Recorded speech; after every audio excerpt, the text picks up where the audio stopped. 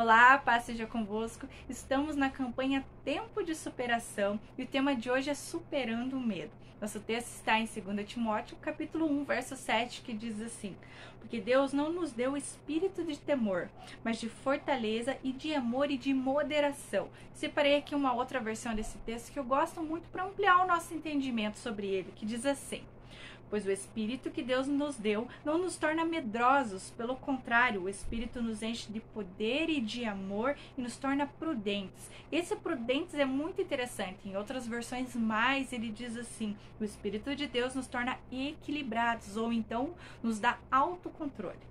Todos nós, como seres humanos, sentimos medo em algum momento das nossas vidas. Esse sentimento é um sentimento comum a todos nós, desde que tenha controle, que ele não nos domine.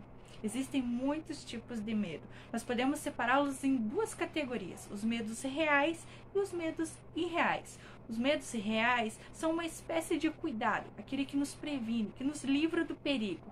Muitas vezes daquele que está acontecendo ali, naquele momento. Por exemplo, a pandemia, que é o que nós estamos passando. Existe um medo real de contaminação, mas ele não nos domina, não nos paralisa. E existem os medos irreais, que são aqueles ilusórios que a mente cria, que daí gera medo de escuro, de ficar sozinho, aquele que domina, que desespera, que paralisa e que nos impede de realizar muitas coisas. Neste caso, ele deixa de ser apenas um sentimento e passa a ser um espírito opressor. E o que fazer quando o medo domina? No caso do medo real, a única maneira de vencê-lo é enfrentando, é avançando através dele.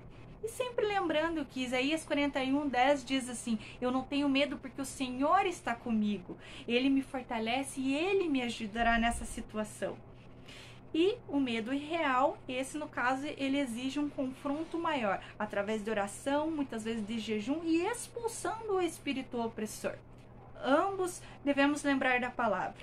Salmo 56:3: Quando eu tiver medo, confiarei no Senhor. Nós não temos o que temer, nós não temos que ter medo. Nós somos filhos e filhas de Deus. E ainda que nós andemos pelo vale da sombra da morte, nós não temos motivos para temer, porque o Senhor está conosco. Amém? Vamos orar?